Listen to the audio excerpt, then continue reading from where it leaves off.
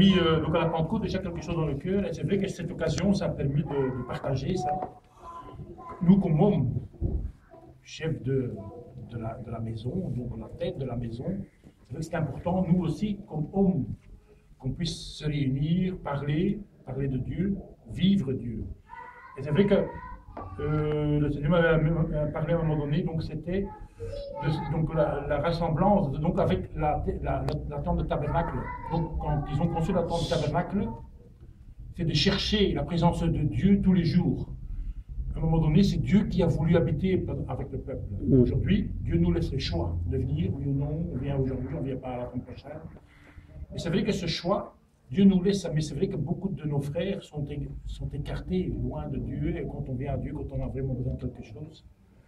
Et c'est vrai que moi, le Seigneur m'a mis un retour en arrière. Donc en Exode 12, par exemple, en Exode, moi j'ai préparé un peu, parce que le Seigneur m'a mis ça dans mon cœur déjà, donc en Exode 12, verset 51. J'ai cassé un peu.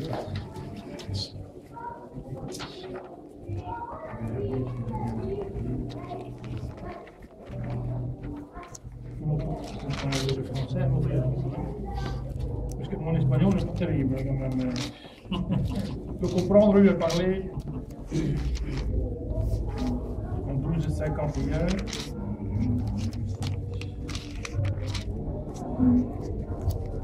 Et ce jour précisément, l'Éternel fit sortir les Israélites et l'Égypte du corps de l'armée. L'Éternel, donc Dieu, faisait sortir le peuple d'Égypte, les enfants d'Israël. En Exode 13, 21. 13, 21.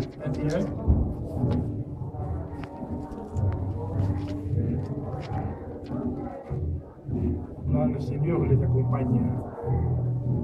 Amen. Donc l'Éternel allait devant eux le jour dans une colonne de nuée pour les guider dans leur chemin, et la nuit dans la colonne de feu pour les éclairer, afin qu'ils marchent jour et nuit. La colonne de nuée se retirait point de devant le peuple pendant le jour, ni la colonne de feu pendant la nuit. Ici, c'était bien la sortie d'Égypte. Le peuple a été sorti d'Égypte par Dieu, avec la présence de Dieu. Moi, ça m'a rappelé aussi quand Jésus-Christ m'a appelé. C'est vrai qu'il a fallu du temps pour que je comprenne, mais le Seigneur m'a aussi sorti du monde. Et c'est vrai qu'aujourd'hui, moi j'ai eu entre tous, et je ne sais pas s'il y a des gens qui sont convertis ou des gens qui sont nés dans l'évangile, mais on a tous été appelés. Jésus est venu nous chercher chacun à son tour. Comme Jésus a envoyé Moïse chercher le peuple en Israël. Et c'est vrai qu'aujourd'hui, c'est vrai qu'on n'a pas la colonne de feu qu'on peut voir de nuit, ni qui est avec nous, mais c'est vrai qu'on peut la voir, on le sent. Si on vit tous les jours avec le Seigneur, on sent la présence de Dieu tous les jours. Et c'est vrai qu'on la sent, même dans les moments difficiles. C'est vrai qu'on a prié à un moment donné, force le mot de vérité, que toute la vérité vienne, toutes les choses obscures sortent de ma vie, de notre vie, même de la mienne. Et c'est vrai que j'avais eu un procès il y a 4-5 ans, j'ai dit ça à Garippe. En 2008, j'avais été flashé et jamais j'ai eu un truc à payer. J'avais été au tribunal. La première chose, après d'avoir proclamé un moment de vérité, le lendemain dans la boîte aux lettres, j'avais mon bébé. Mais de 2008, des années après. Donc même j'ai dit merci Seigneur pour m'avoir révélé ça. J'avais oublié ça. Mais on a besoin à tout moment d'être rappelé aussi de temps en temps dans notre cœur de l'ordre. Et le Seigneur m'avait dernièrement mis dans mon cœur, et c'est à partager avec tout le monde, c'est de revenir à toutes les fêtes que Dieu a instaurées. Comme par exemple, moi j'avais le pain sans levure. Avec les Juifs, ils vont nettoyer tous les coins. Mais nous, comme chrétiens, c'est aussi un moment, chaque année, à nettoyer dans le fond de notre cœur. Est-ce qu'on n'a pas quelque chose qu'on a oublié dans notre vie? À chaque année, on doit, parce que donc le jour du pain sans levain, c'est le premier mois du calendrier juif. Donc c'est une nouvelle année qui commence avec une purification de son temple intérieur. Eux, c'est encore spirituel, eux, ils font physique, ils font la maison, ils jettent toutes les mobiles de pain à la rue. Certains vont vendre même leur maison, parce que comme ça, certains qui restent pas bien dans leur maison. Mais nous, on a l'occasion de vivre dans le temple. Donc le temple de Dieu, le Seigneur est toujours avec nous. À nous aussi de purifier ce temple chaque année et à faire un nettoyage, un grand nettoyage du printemps, parce que c'est le début de l'année. Et moi, j'ai commencé à faire ça dans ma vie. Et c'est vrai que c'est incroyable combien de choses qui peuvent venir à la lumière. On peut être surpris des choses qui étaient loin, des souvenirs, quoi. Et c'est pour ça que moi, j'ai promis au Seigneur de me remettre à ces fêtes que le Seigneur a instaurées. Et c'est vrai qu'ils sont bien mis. Vous ferez ça pour des éternités, là, apparemment. Mais moi, je dis, allez, on oublie beaucoup de fêtes. On oublie beaucoup de fêtes. Et si nous sommes des chrétiens, et si nous croyons en Jésus-Christ, qui est quand même un juif, nous devrons être des greffés. Nous sommes des greffons sur le peuple juif. Donc, à nous aussi, on doit suivre la volonté de Dieu, la parole de Dieu. Et je pense que Dieu n'a pas mis l'Ancien Testament et le Nouveau Testament, non. Il y a des gens qui disent oui, mais ce sont des vieilles fêtes, il ne faut plus suivre ça. Non, moi je ne suis pas d'accord. Je dis, ce sont des choses qu'on doit revenir à ça. Et on va apprendre aussi à chercher plus Dieu dans les moments, parce que c'est vrai que ça c'est quand même un peu surtout sur les 12 mois. Et c'est important de retourner ça. Et il y a aussi la révélation, le dernier temps va être révélé dans ces 12 fêtes, dans ces 7 fêtes du Seigneur. C'est vrai que l'Église romaine, ce n'est pas l'Église romaine, c'est les Romains qui ont instauré leur date de fête, mais qui n'ont rien à voir avec nos fêtes à nous. C'est vrai que le sabbat ne tombe pas le dimanche, mais c'est vrai qu'il faut garder un jour pour le Seigneur, mais il faut quand même se rappeler toutes les autres fêtes. Parce que si on veut planter notre tente de nouveau autour du tabernacle, donc notre tente campée tout près du Seigneur, on doit le chercher. Parce que aujourd'hui, la tente de tabernacle, pour nous, c'est un lieu saint. C'est l'Esprit de Dieu. L'Esprit de Dieu qui est dans notre temple. Donc on doit tout faire pour garder ce temple pur, l'honorer, le chercher. Parce que Dieu aimait, il cherchait à vivre au milieu du peuple. En Exode, par exemple, parce que donc le Seigneur a dit, quand il a donné ses commandements, il a parlé d'alliance de sang. Donc en Exode 24, il parle d'une alliance de sang. C'est vrai que nous, on a une alliance du sang de Jésus-Christ. Mais ce sont toutes des choses, tout ce qui se répète dans l'Ancien Testament est répété dans le Nouveau Testament. Il y a plein de choses qui n'ont pas encore été accomplies, mais qui vont s'accomplir. Mais il faut chercher toutes les alliances dans l'Ancien Testament et aussi dans les fêtes. Et il faut faire le lien. Donc c'est vrai que le Seigneur va nous donner des révélations là-dessus. Mais à nous, chacun de nous, donc, la purification, parce que la levure, moi j'aime bien le mot levure, parce que la levure c'est tout ce qui est sûr, si tu laisses de la levure, je ne sais pas si, moi j'utilise ça pour attraper des bouches aussi, la levure, ça sent sûr, et c'est tout ce qui est sûr dans notre vie, il faut nettoyer. Tout à l'heure on a commencé à purifier la maison de Dieu, donc pendant qu'on priait, on a dit il faut purifier, sanctifier ces lieux, et on doit aussi purifier, sanctifier le lieu à l'intérieur de nous, parce qu'on doit... Donc, la parole dit en Exode 12, donc il faut purifier dans toutes vos maisons et dans toutes vos demeures. La demeure du Christ est en nous, la demeure du Saint-Esprit, c'est à l'intérieur de nous. Donc la parole est claire là-dessus. Si on analyse la parole en Exode 12, c'est vrai que la demeure du Saint-Esprit, c'est notre cœur. Il faut la purifier, il faut nettoyer. Et moi j'invite à tous les hommes de purifier ça chaque année, un nettoyage de printemps, à la fête Et moi, personnellement, j'ai fait une promesse. Je vais instaurer ça dans ma vie. Mais c'est spirituel. Ce n'est pas manger du pain sans levure, je pourrais le manger. Hein. Mais je veux dire, c'est de faire peut-être un jeûne et de chercher ce qui ne va pas dans ma vie ou dans ma maison. Parce que nous, si on va purifier nos temples, nos maisons, c'est aussi en qualité de tête de la maison. Si nous vivons une vie de sainteté, notre femme va vivre une vie de sainteté, nos enfants vont vivre la même chose. Et j'ai vu ça par exemple, on a des combats parfois avec les enfants, nos enfants qui ont des amis du monde, etc. Mais tu sais que quand tu vis en présence du Seigneur, tout près, la colonne du feu, c'est Dieu, mais la présence du Seigneur, les enfants portaient les fruits de ça, tout autour. Allez, moi, hier aussi, il était tellement pressé pour la fête de Pâques, il avait fait quelque chose. Il devait dessiner une toile. Et la professeure avait donné plusieurs possibilités. Du vin, une toile avec une bouteille de vin, une moto, une voiture, et aussi, lui, une Bible. La prof était, parce que c'est vrai que j'ai eu des attaques avec la professeure. Et, ok, on dessine la Bible. Alors. Donc, il a peint un tableau avec une Bible, un petit tableau avec une Bible. Mais moi, c'est le plus beau cadeau qu'il peut me faire, parce que ça veut dire que c'est un fruit. C'est un fruit qui vit dans ma maison, qui lui reflète à l'extérieur. Et j'aurais voulu voir la tête du prof, hein, mais parce que c'est vrai que pour eux, c'est hors du commun, c'est hors du commun, ça. Moi, j'étais fier hier. Et lui, il ne savait pas attendre, c'était pour le week-end, non. Hier, il avait vu avec ça, hier, il fallait le donner. Mais moi, j'étais tellement fier, je me dis, waouh, ça, c'était le plus beau cadeau qu'il pouvait me faire. C'était vraiment le fruit, parce qu'il reflète ça. Donc, il reflète ce que nous, on peut vivre à l'intérieur, parce qu'on passe du temps avec la Bible. J'invite tout le monde à aller. Donc, c'est mon souhait que dans toutes les maisons, ça se vive de cette façon-là.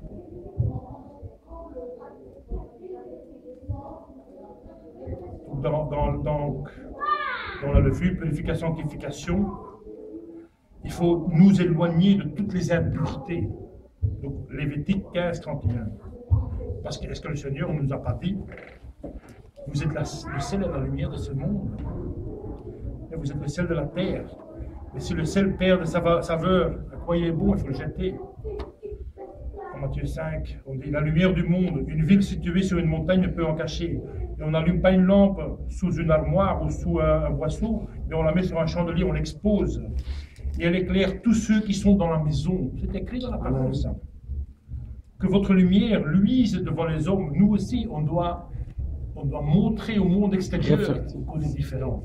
Pas le contraire, hein, pas le contraire, parce que c'est vrai qu'aujourd'hui, le monde extérieur reflète des choses que peut-être qu'on a envie d'avoir, mais nous, on a le plus important, on a Dieu, on a tout ce qu'il nous faut. Et même si on a peu, avec le peu qu'on a, on doit être heureux. Et c'est ça qui va interroger les gens de l'extérieur, on dit, waouh, ils n'ont pas grand-chose et ils sont heureux. Et j'ai vu par exemple, parce qu'il est temps que nous, hommes chrétiens, on se lève. Parce que ces derniers temps, j'ai eu quelques révélations qui étaient fortes aussi dans les autres églises, quand on voit donc protestantes. J'ai montré à Gary que je pensais être une église chrétienne, maintenant. Mormone, pas loin de chez moi, une église mormone qui s'est installée. Quoi. Donc, et qui sont quand même très structurés, ils ont des tactiques. Donc nous, on a intérêt à se lever, à montrer qu'on est différent, qu'on est des chrétiens, et qu'on va évangéliser, parce que autrement, on va rater vraiment en train, quoi, parce qu'ils sont en train de vraiment... parce que moi, je pensais que c'était la Nouvelle-Jérusalem, et j'avais vu le 389, j'ai dit qu'il fallait quand même aller voir. Et j'ai dit, je connais cette église, mais non, il y avait une église, l'une en face de l'autre. En face, c'est les Mormons, et de l'autre côté, c'est la Nouvelle-Jérusalem à Louvain. J'ai dit, c'est la folie, ça. Et j'ai été voir sur Internet le temple qu'ils ont construit, les Mormons, c'est la folie, quoi. Et c'est vrai que parce qu'ils ont une organisation, c'est pas une organisation, c'est une structure. Et c'est vrai que dans le monde moderne, quand il y a des structures, ça plaît. Ils aiment bien de s'aligner où il y a des structures. Et c'est les structures qui attirent les membres. C'est pas vraiment... Parce que moi j'ai regardé un peu, ils utilisent la Bible, mais ils utilisent le livre de Mormon. Et les Mormons sont en train aussi d'adapter leur tactique. Je ne savais pas ça. J'ai vu maintenant qu'aujourd'hui, quand quelqu'un est en polygamie, ils sont exclus. Maintenant, ils sont exclus. Ils ne peuvent plus être membres. Il n'y a pas longtemps, ils pouvaient encore être membres quand ils vivaient en polygamie. C'est vrai qu'on doit se réveiller, hommes, tête de maison. Les hommes, on doit se secouer, façon de parler, spirituellement, prier. Parce que c'est vrai que la prière, c'est la meilleure arme que le Seigneur nous a donnée. C'est une arme puissante. Malgré qu'on ne réalise pas parfois, ça peut faire des dégâts aussi. Parce que tu sais, ça peut révéler des choses qu'on n'est peut-être pas préparé. Mais la prière est nécessaire pour vivre une vie de sainteté, purifier notre âme, purifier notre maison, purifier notre corps. Et c'est vrai que moi j'ai appris que on peut proclamer avec la bouche, il faut faire attention, parce qu'on peut être surpris. Plusieurs fois j'ai été surpris et j'ai dû apprendre ça, c'était quelque chose de nouveau pour moi. Donc on est la lumière et on doit briller devant le monde, pas le contraire. Le monde ne doit pas, on ne doit pas envier le monde doit nous, je ne vais pas dire nous envier, mais avoir envie de nous connaître, avoir envie de vivre comme nous, ou de vivre, de dire tiens, ils sont heureux, qu'est-ce qu'ils ont de plus que nous. Même dans l'Apocalypse, donc, dans l'Apocalypse, on dit que donc le nouveau trône, le nouvel tabernacle, Dieu viendra vivre parmi le peuple. C'est plutôt le peuple qui viendra à Dieu, les élus. Mais Dieu habitera toujours avec les hommes. Ils seront toujours avec lui. Dieu lui-même sera avec eux, toujours. Donc on sera toujours en présence de Dieu. Donc c'est vrai qu'on peut déjà, on doit se préparer comme chrétien à être en présence de Dieu. On doit chercher Dieu dans toutes les circonstances. Même quand on a des mauvaises nouvelles, il faut dire ça. Il faut le sourire, il faut sourire sur le problème. C'est vrai quand j'ai eu l'amende, là, où j'avais été condamné à une amende, j'ai souri. Linda m'a envie de pleurer, moi pas. J'ai dit j'ai souri, c'est normal. C'était comme 250 € payés, mais j'ai dit tant pis. Merci Seigneur de m'avoir révélé ça. Et c'est vrai que c'est facile de proclamer quelque chose. Après 5 ans. Après 5 ans. Il y a prescription peut-être. Je pourrais leur dire, mais c'est un choix à faire. On ne peut pas proclamer ou prier pour quelque chose si à nous-mêmes, on ne sait pas marcher correctement avec le Seigneur, à marcher droit. Parce que j'en avais parlé à d'autres, ils ont dit jamais tu auras quelque chose à payer, jamais. Le lendemain de la Pentecôte, le mardi, dans mon bâton mais ce sont des choses qu'il faut. Moi j'ai sourié, je sais que je l'avais vu à sa tête, elle était cassée. Effondrée. Moi j'ai été grassé. mais je prends ça avec le sourire parce que c'est normal ça. Si nous on veut proclamer des choses et que il faut que ça plaise ou ça déplaise, ça doit passer par ça. Moi, c'est un choix, et c'est un choix que j'ai pris à vivre. Et c'est vrai, il y a des choix qu'on fait dans la vie, qui te fait pour le Seigneur. Et bien, c'est comme ça, il faut le Seigneur, tu sais, pour moi, le Seigneur, c'est très important. C'est quelque chose que j'ai... c'est vrai quand j'ai vu mon fils qui revient avec un tableau de la Bible, j'ai dit la prof, elle a dit, ils sont fous à cette maison, il parle que de la Bible, mais ça me plaît, quoi, ça me plaît. Moi j'étais heureux, quoi, mais j'aurais voulu voir la tête du prof, parce que c'est vrai qu'on a eu quelques fois difficiles, parce qu'ils avaient voulu faire une procession de punition, moi j'avais dit hors de question. Alors lui il va dessiner une Bible, et c'est vrai que mais ça sont des fruits, et que sont des fruits que le Seigneur, parce que c'est une récompense, c'est aussi une... On a une autre, donc on est parce que dans le village, tu sais que les gens s'adaptent un peu, c'est difficile, hein, mais s'adaptent à toi. Chez nous, ils font une fête de quartier pour les gens de la rue tous les dimanches. Et hier, ils sont venus, et ils disent, vous n'êtes jamais là le dimanche, vous partez à pied, vous partez à l'église. Alors cette année-ci, on va le faire le samedi. Du samedi, vous pouvez compter dessus. Et c'est vrai ça, je viens samedi. Parce que j'ai dit au Seigneur, on doit quand même parler à nos voisins, on ne peut pas s'isoler. On doit montrer qu'on est différent, mais on ne peut pas s'isoler. Mais je ne veux pas sacrifier mon Dieu non plus. Et le Seigneur les a touchés, donc pour la première fois, ils vont le faire le samedi. C'est vrai que la prière porte ses fruits. La prière porte ses fruits. Le pasteur voulait encore dire quelque chose aussi, il m'avait dit pas trop débordé. Non, j'ai fini. Allez, je voulais, en réunion d'hommes, je voulais dire de l'importance de la prière, la sanctification de notre temple, notre corps, notre maison, nos demeures. Parce que ça commence, la prière c'est une chose, mais la sanctification, sans la sanctification, ça ne va pas non plus. Il faut un tout. Et moi personnellement, les sabbats pour les hommes, hein, les hommes qui veulent marcher avec Dieu, pour moi les sabbats sont très importants. C'est vrai qu'il y a quand même 630 lois dans la Bible, 630 lois non, mais je veux dire les sabbats, donc le respect du jour pour le Seigneur, qui est difficile pour certains, mais aussi les fêtes que Dieu a instaurées. Et c'est vrai que quelques fêtes ont été oubliées. Et de toutes les églises, beaucoup d'églises ont oublié ça. Moi, personnellement, j'ai fait une promesse à Dieu. Dans ma vie, dans ma maison, je vais instaurer cette fête. Je voudrais